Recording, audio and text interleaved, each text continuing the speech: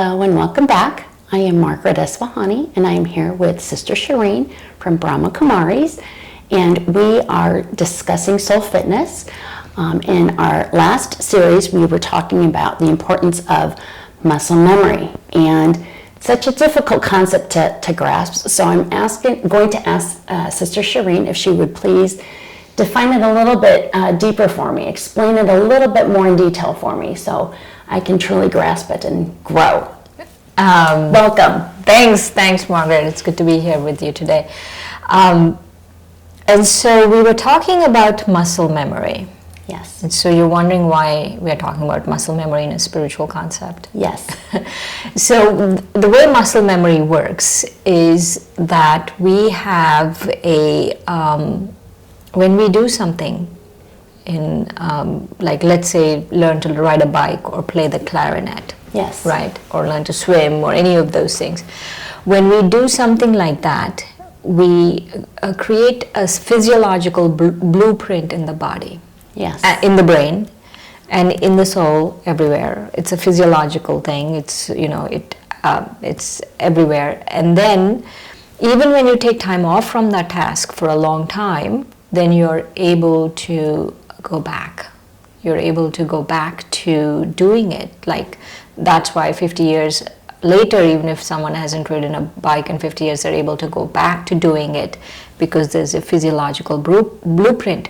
And the way that works is, I've read a lot about this, the way this muscle memory works is what happens is that there is a loop, a feedback loop between the brain, between the muscles, whatever we are doing, and between the central nervous system.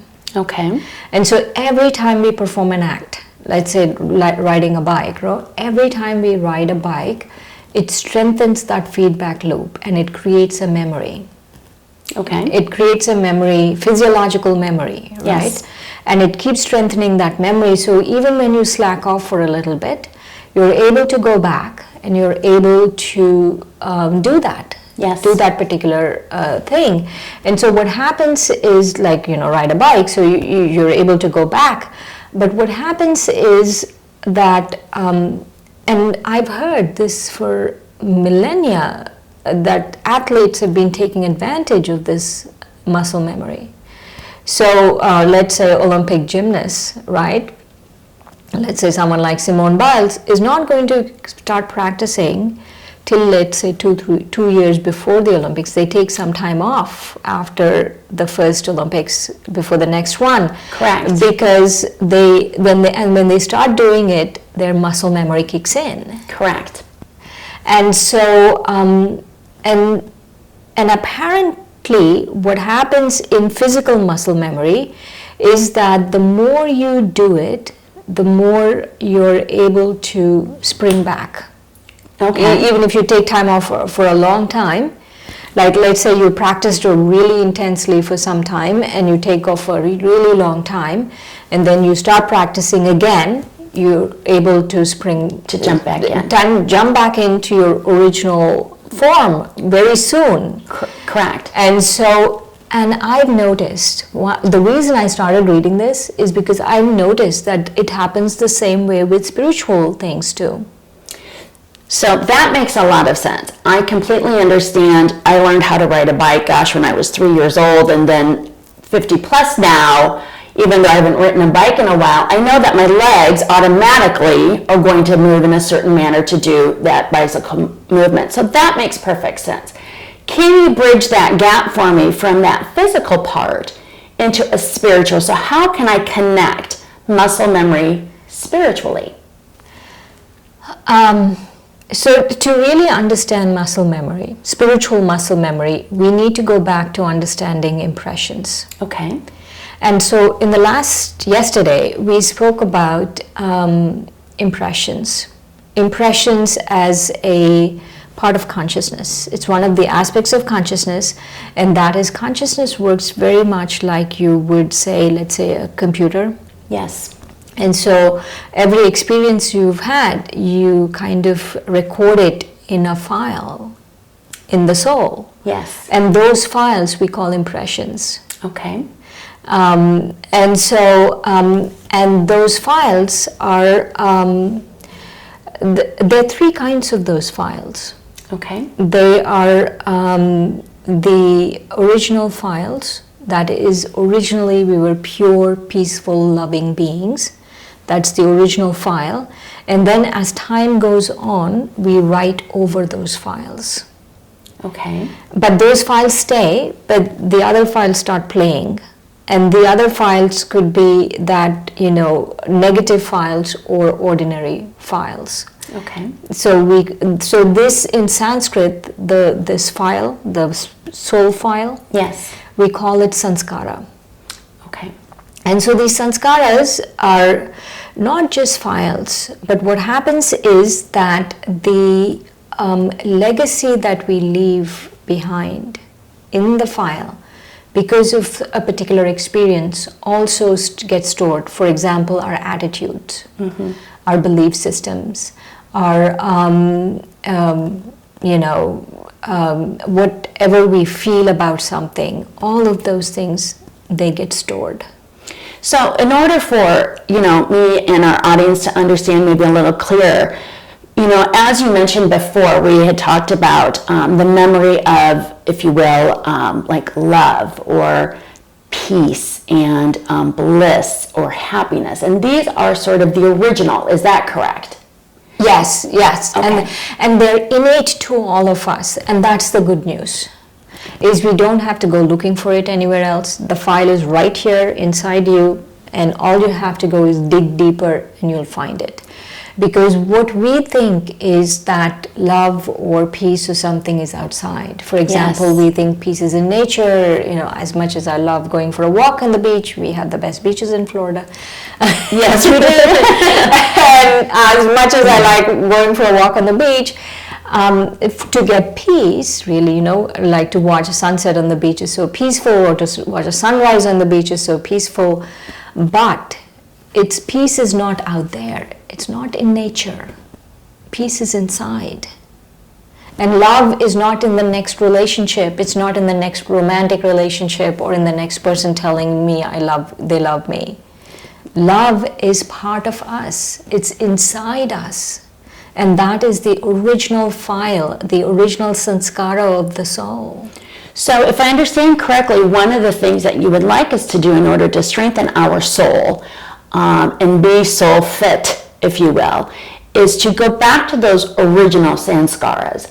Go back to, because those are memories we have from somewhere prior to this existence that are And they're just buried. Yes. They're buried with our negative and ordinary things, ordinary everyday things, and, negative things like laziness and, all of that stuff. They're buried inside, but they are there. Okay. And so we need to be able to strengthen our soul muscle and our memory muscle to dig those original sanskars out. Yes. So now I'm getting, like you're trying to bridge the gap between the physical muscle memory to what is it connected with sanskaras, right? Okay. Yes. I made the connection in my head and I didn't realize that. Share with us, please. Yes. Okay. So what happens is, let's say we have, like we were talking about Olympic gymnasts, and they intensely train, get a gold medal, and take some time off. Yes. When they go back to training, they can pick up back where they were because they have created a physiological memory, a feedback loop between the brain, between the muscles, and between the central nervous system. They've created a feedback loop. The soul also, the sanskaras or the impressions in the soul also act in an analogous fashion. Okay. Share with us. And so what happens is, once I start doing the exercises in the book, okay, the book, the Soul Fitness book, they should get it. But anyway, the exercises that we are going to be talking about, we'll talk about all of the exercises very soon. And so once you start doing the exercises, or all the exercises that we spoke about so far, we've done several exercises so far. So once you start doing the exercises and once you start building your experience, even if you take some time off, you're able to go back. But I wouldn't suggest taking time off, because what happens is you have to start building equity. Yes. And once you start building equity, then you start saving in your saving bank of experience. So because let's say we spoke about we want the experience of immortality. Yes. Who doesn't want the experience of immortality? Yes. Right? Yes. So we want the experience of immortality, we want the experience of feeling forever young, we want all of those experiences. And so those experiences, obviously, you cannot get them through physical means. Correct. You can't get them through taking another pill, you can't get them to getting some more Botox. Right. Right. Because inside you're not feeling that way. Correct. And so some of these exercises, and because each exercise is going to be geared towards something else, so some of these exercises will also be geared towards, let's say, immortality, which we spoke about. Yes. You know, they can go back to the exercise on immortality. And so what happens is, once we start doing those exercises, we build equity. And it's like a savings bank account.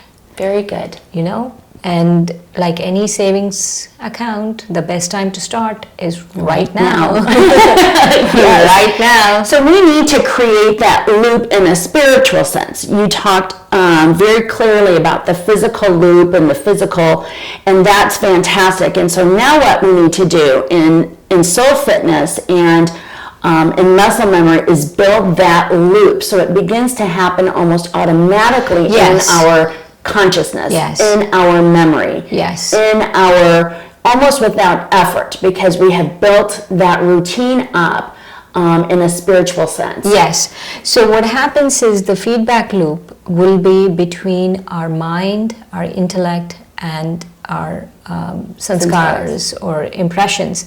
And what happens is